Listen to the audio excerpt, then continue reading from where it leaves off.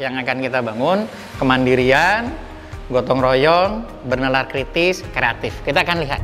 Nanti motorik kasarnya juga akan terlatih, motorik halusnya juga terlatih. Yakin saja untuk ikut robotik, ya.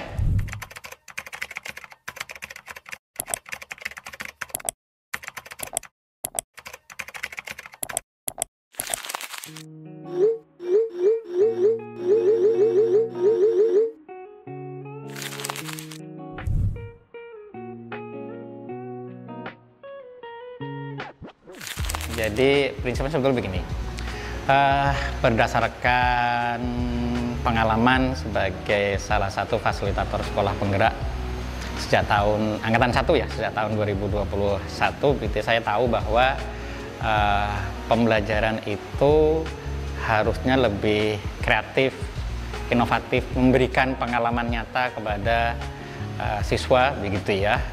Terus saya tahu juga ada profil pelajar Pancasila yang diminta untuk dibangun di situ, kemandirian, kreativitas, bernalar kritis, bergotong royong dan sebagainya, begitu ya. Termasuk juga kaitannya dengan pembelajaran kalau bisa memberikan pengalaman yang konstruktivisme, kan begitu kan? Makanya sepertinya kita lihat pembelajaran robotika itu akan sangat cocok dan mendukung untuk mencapai pelaksanaan dari kurikulum Merdeka itu sendiri. Itu sih.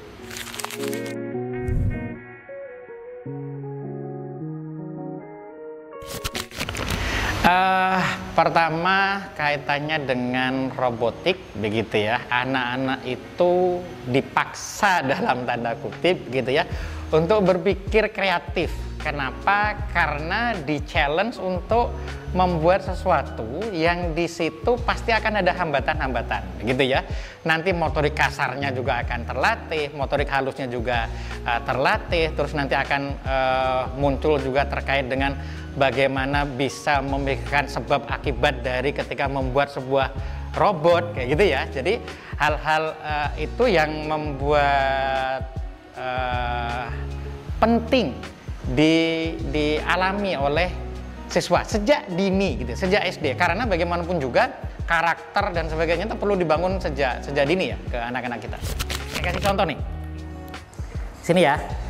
Misalkan ini ada membuat robot seperti ini. Ini memang simple, begitu ya. Ini dibuat menggunakan bahan dasar kardus, begitu ya. Secara mekanik ini ada challenge bagi anak-anak kita untuk membuat bagaimana ini bisa kuat, gitu ya. Rodanya juga bagaimana ini juga bisa kuat, gitu ya. Terus secara listrik bagaimana kelistrikannya. Terus secara elektronika bagaimana sensornya. Secara nantinya ini masih manual robot ya. Nanti kalau sudah ke programming akan belajar komputer juga. Terlepas dari itu semua, dengan membuat hal yang simpel ini sebetulnya anak-anak kita tuh akan belajar bagaimana sainsnya, bagaimana sainsnya, gitu ya, cara kerjanya seperti apa, begitu ya.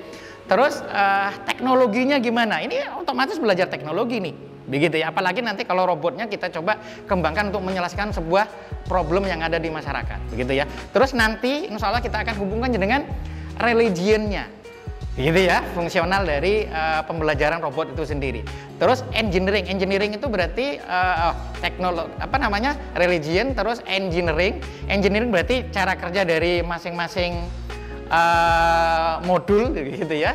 Terus matematik, gitu ya. Nanti akan belajar juga bagaimana matematik. Misalkan kayak gini nih, sebagai contoh, bagaimana supaya ini seimbang, begitu ya, lebarnya berapa, begitu, sehingga nanti harus digunting, diukur dan sebagainya. Mudah-mudahan stimulasi seperti ini yang akan kita berikan di dalam pembelajaran robotik itu akan memberikan pondasi yang kuat bagi anak-anak kita untuk nanti membuat karya yang lebih besar, karya yang lebih yang lebih memberikan solusi kepada masyarakat. Harapannya begitu.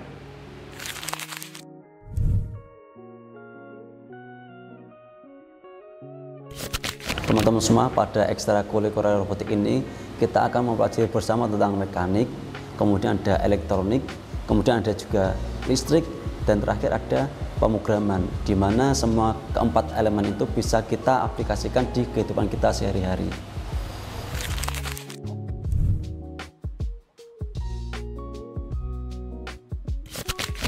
Oke, untuk setiap materi yang kita pelajari yaitu mekanik, nanti kita akan mempelajari bagaimana atau kita merekayasa sesuatu bisa menjadi sesuatu yang bergerak, seperti halnya yang ada pada robot Kumbang ini. Di robot Kumbang ini ada sayap. Nah, ini bagaimana caranya kita untuk bisa menggerakkan sayap yang ada di robot Kumbang ini. Kemudian juga ada di robot yang ada di sini. Ini namanya robot membawa makanan. Kita mempelajari mekanik bagaimana caranya kita menggerakkan sesuatu agar robot ini bisa berjalan. Kemudian yang kedua ada elektronik. Di elektronik kita mempelajari tentang ilmu-ilmu elektronik seperti baterai. Kemudian di sini ada juga ada motor. Kemudian ada komponen-komponen elektronik lain. Kemudian di listrik hampir sama dengan elektronik, yaitu kita mempelajari tentang adanya tegangan dari baterai, arus, bagaimana cara menyambung atau memutuskan sesuatu arus listrik. Kemudian yang terakhir ada pemrograman. Di pemrograman kita akan mempelajari bahasa pemrograman seperti bahasa C, bahasa C++, assembly, dan lain-lain. Dan itu akan kita integrasikan dengan sesuatu yang namanya microcontroller sebagai otak yang menjalankan robot itu sendiri.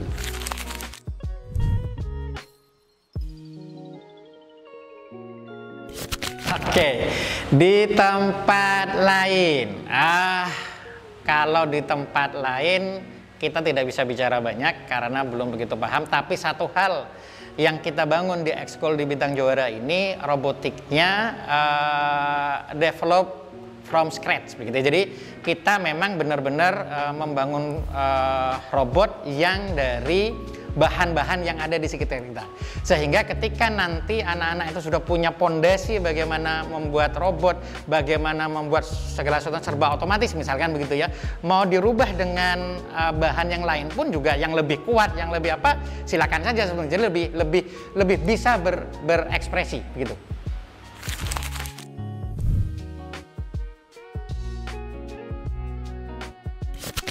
Oke, teman-teman soleh-solehah, selain bisa membuat robot seperti yang ada di depan sini, teman-teman soleh-solehah bisa menerapkan juga ilmu robotiknya di kehidupan teman-teman di rumah masing-masing atau di sekolah ataupun di tempat lain. Seperti misal kita mempelajari tentang mekanik, elektronik, listrik, dan juga pemrograman. Teman-teman bisa nih membuat suatu sistem otomatis di rumah teman-teman. Misalkan robot menyiram tanaman otomatis berdasarkan kelembapan tanah. Nah, itu yang bisa diterapkan teman di rumahnya masing-masing, seperti itu.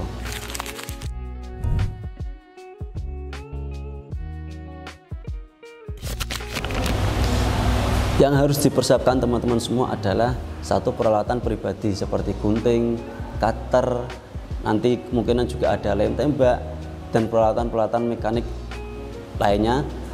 Dan tentunya alat-alat atau bahan-bahan yang biasa teman-teman dapatkan sendiri dari rumah, misalkan kardus bekas, tutup botol bekas, ataupun barang-barang bekas yang lainnya yang bisa kita manfaatkan untuk menjadi sebuah robot. Jadi kita di Ekstrakurikuler Robotik bukan hanya merakit sebuah robot menjadi robot jadi, tapi kita juga memanfaatkan suatu limbah menjadi barang yang berguna.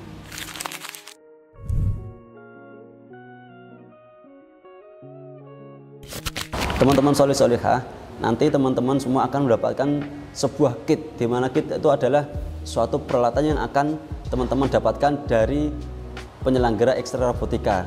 Dari kit seperti itu, nanti teman-teman bisa melakukan sebuah proyek bersama atau proyek kelompok, tapi juga teman-teman bisa melaksanakan proyek secara mandiri, seperti itu.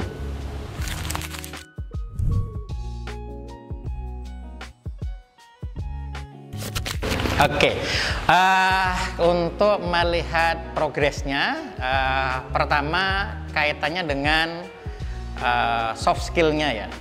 Ada 4 yang akan kita bangun: kemandirian, gotong royong, bernalar kritis, kreatif. Kita akan lihat perkembangan dari karakter atau profil pelajar Pancasila dari anak-anak kita. Soft skillnya seperti apa? Yang kedua dari hard skillnya. Hard skillnya berarti dari stream, begitu ya, dari progres sainsnya yang dipelajari, begitu ya, dari teknologinya, dari religionnya, dari engineeringnya, dari artnya, satu lagi ya lupa tadi, dari artnya, seninya, dari matematiknya. Jadi itu yang akan dipelajari dan nanti kita akan lihat. Jadi setiap modul yang kita susun itu sudah ada parameter indikatornya, stream yang dipelajari apa, gitu ya. Sehingga nanti kalau memang nanti dari anak-anak kita sudah membuat robot itu dan mempelajari itu, kita akan lihat. Jadi ayah bunda, ini yang perlu ditekankan ya, keberhasilan pembelajaran robotika itu tidak sekedar dilihat dari jadinya robot ini, tapi bagaimana proses terbangunnya karakter anak-anak kita, bagaimana terbangunnya pengetahuan, pemahaman terhadap sains, terhadap teknologi, terhadap religionnya, begitu ya, agamanya, terhadap engineeringnya, terhadap artnya. Karena nanti secara art misalkan, ini masih sederhana nih, wah ini nanti dibungkus misalkan begitu ya, terus nanti digambar, itu artnya akan muncul bagaimana membuat sebuah robot yang eye-catching bahasanya begitu ya. Itu sebetulnya, Mbak. Oke.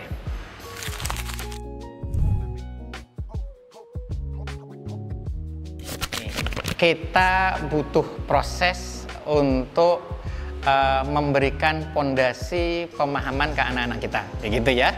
Jangan terus berorientasi kepada produk, tapi berorientasi kepada proses apa yang sudah dipelajari oleh anak-anak kita. Dan kami sudah merancang dari tim kurikulum untuk mengembangkan sebuah kurikulum path-nya itu sesuai dengan tahap perkembangannya. Makanya nanti kita juga akan berdiskusi dengan psikolog kaitannya dengan tahap perkembangan dari anak-anak kita juga.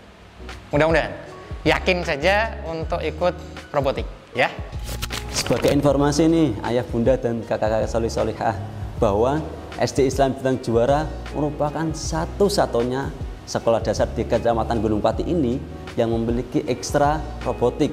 Jadi ayo manfaatkan kesempatan emas ini dan jadilah ahli robotika sejak dini.